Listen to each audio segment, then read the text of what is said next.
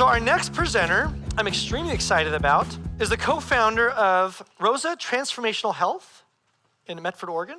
She graduated from the Philadelphia College of Osteopathic Medicine and completed a residency and master's in public health at the Johns Hopkins.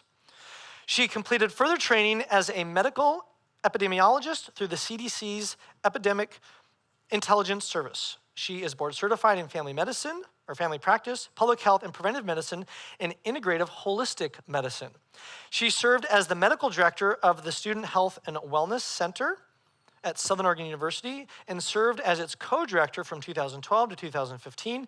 She serves on the Jackson County Medical Advisory Board and the Jackson County Public Health Advisory Board, and she lives here in Ashland. Please help me give a warm welcome to my good friend and colleague, Dr. Laura Robin.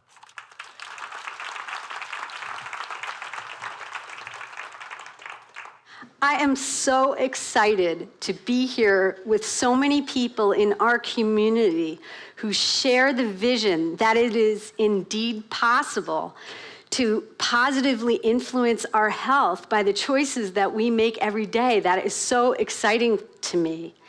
And yesterday and today, just being in the room and being outside talking to people, just everybody is so buzzed about the possibilities. And it's just been so wonderful getting to know people and talking to people.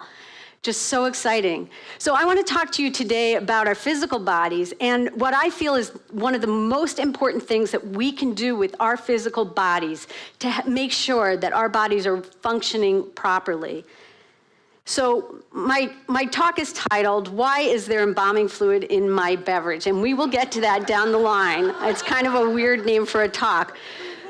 But really, in my medical practice over time, what I have realized again and again and again is the most important thing that we can do when we're making choices about our health is we can pay keen attention to what we are putting in our mouths. It is just so important. And this isn't a new concept. 460 BC, Hippocrates said, let food be thy medicine and medicine be thy food. There's an author who recently expanded on that a little bit and said food can either be our safest and most potent medicine, or it can be our slowest poison. And that's really, really true. We truly are what we eat.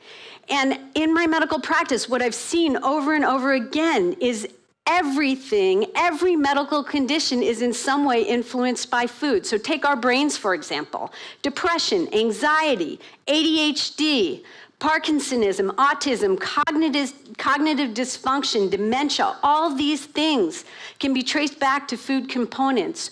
We look at what's going on in our general bodies. We look at arthritis, fibromyalgia, chronic fatigue, autoimmune issues, diabetes, hypothyroidism, you name it, skin disorders, gut disorders, you name it, everything can be traced back to the foods that we eat and the choices that we make every time we open our mouths. So what does food affect in our bodies? Food has an incredibly influential effect on how our brains function, has an incredibly influential effect on how our moods function, on how our hormones are balanced and how we can make our hormones.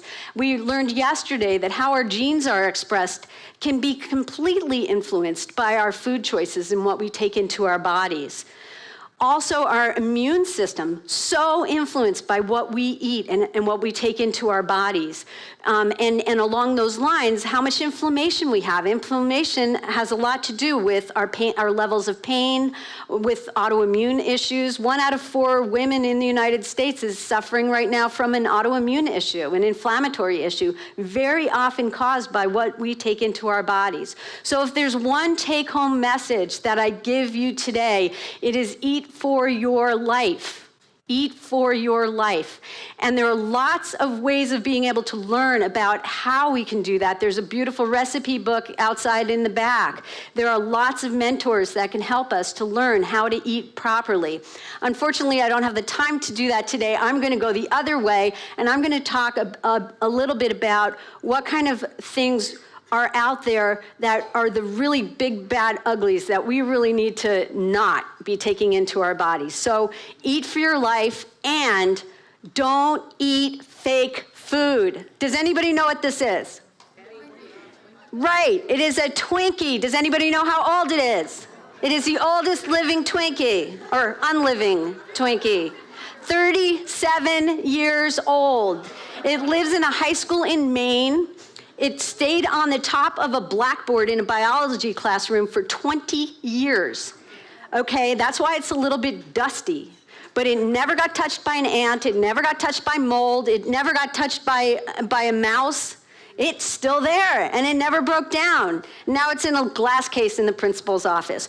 But this is what we look at as food in our American diet. It is scary.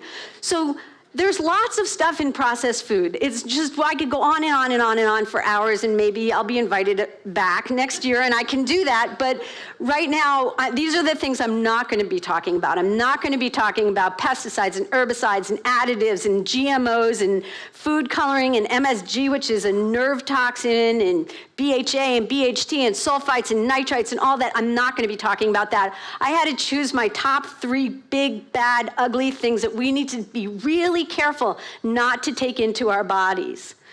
So, number 1, trans fats. Okay, margarine is an example of trans fats. Where did they start? Napoleon ran out of butter, and he had a contest for how we could who could come up with something that was like butter. So somebody shot hydrogen molecules through vegetable oil and created margarine, and it tasted pretty good. They found it had a pretty good long life, anyway, during World War I, World War II, when butter stores got low, again, the troops were using margarine, and the observation was, well, it didn't look like anything was bad about it, and it had a really long shelf life, and mold can't grow on it. So there was the laws that were kind of watching it to see what it would do kind of went away, and margarine became a really, really popular thing. It is horrible. It's terrible, terrible, terrible. So please pay attention to it. Our bodies, they look at molecules that look like other molecules. It's called mimicry. And so what happens is that this looks like a fat when it comes into our bodies. Our bodies either parts of our bodies look at it like, what is this? And then other parts of our bodies look at it like, oh, it looks like a fat. So the parts of our bodies that are looking at it as a fat are using it as a fat. So it goes into our cell membranes, are made up of fats, and the fats are really important for the function of the cell membranes. So that's all of our cells, including our brain cells. And when it goes into our muscles or it goes into other parts of our bodies, our immune system says, what is this? And attacks it, and it causes inflammation. It can cause pain and all kinds of autoimmune issues. And then our cholesterol system and our insulin system don't really know what to do about it. So it really can mess with our liver, and is one of the biggest causes of fatty liver. So when we have cell membranes that are made up partly of plastic and not of the lipids of the fats that they're supposed to be made up of, they can't do what cell membranes are supposed to do. So they can't transport the nutrients in. They can't get the toxic wastes out. Our nerve cells can't transmit messages that they need to transmit to the rest of our body. Our brains can't function properly when part of the cell membrane is plastic instead of the lipids that it's supposed to be. Our cells lose their flexibility, and these trans fats last an awful long time. So that's a bad thing. Number 2, big, bad, ugly, is high fructose corn syrup. What is it? Is it natural? No, it's not natural. Is it in everything? Yes, it is in everything. So the natural part of it is that it's made from corn. But then it's made in a laboratory. So what they do is they take corn and they get as much fructose out of it. Fructose is a type of a sugar, and they concentrate it, and they make it in liquid form. And what that does is it makes it really easy to use. It's incredibly cheap to put into products. It's very, very addictive, and it tastes good. And so it's in all kinds of products. And what does it do? It's more addictive to us than caffeine. The average American eats about 66 pounds of this stuff every single year.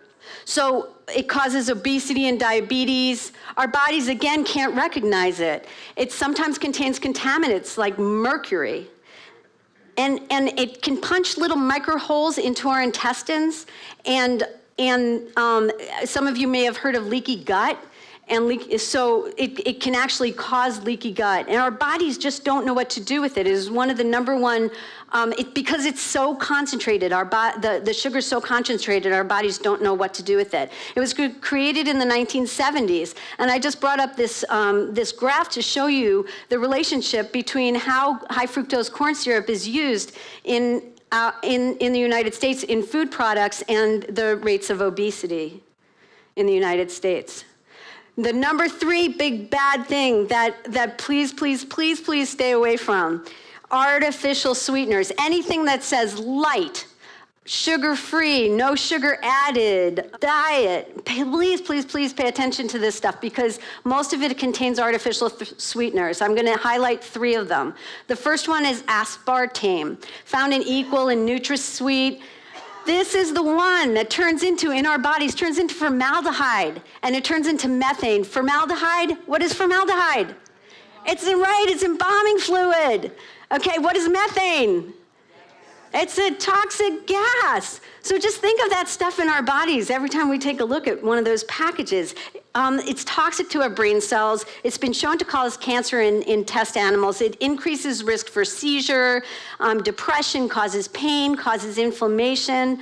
Please stay away from that. Sucralose, it's Splenda, is one of the brands of sucralose, made by chlorinating sugar, chlorinating. So it just can't be good, right? It reduces our gut flora. It causes gut inflammation and poor absorption of minerals and drugs, and also can increase our gut permeability. Saccharin, we've known for years that there's a relationship between saccharin and cancer. Also, it alters our gut bacteria, which are so important for so many ways that our bodies work, increases our glucose intolerance, and leads to inflammation. So I just came across this. This is like a perfect example. It looks innocuous. You're on the road, you want a cup of whatever, and you're getting a cup of coffee and the only thing they have is creamer. And it looks innocuous and it looks pretty and it tastes really good.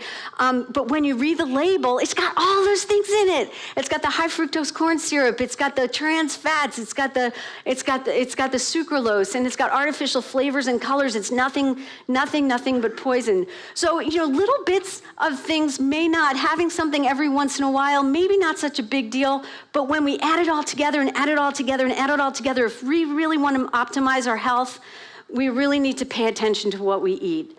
So I'm going to finish by giving you my four ways that I work with people and tell people these are my 4 rules. Number 1, eat how our ancestors ate. Really, it's not that difficult. When we look at food, try and think about what we would have eaten 200 years ago. And if that food is not something that we would have eaten 200 years ago because it wasn't available, then maybe we should think twice about it. Read our labels. There are lots of things on the internet, and there are lots of mentors that can help us to learn to read labels, to really see what it is that we're shopping for. When we shop in a grocery store, shop on the outside, the perimeter of the grocery store. That's where all the whole foods are. The things that are frozen or refrigerated, the things that are whole foods. In the middle, that's where we're getting all of our processed foods. And if you're not sure about it, my recommendation is don't eat it. So in conclusion, again, I could talk for hours about this, but obviously I only have 10 minutes. In conclusion, my thoughts are that if we truly love ourselves and we want to do the best that we possibly can to optimize our bodies and optimize our health, the best thing we can do for ourselves is every moment that we are about to put something into our mouths, we're making that choice to love ourselves. We're making that choice to take care of ourselves. Thank you very much.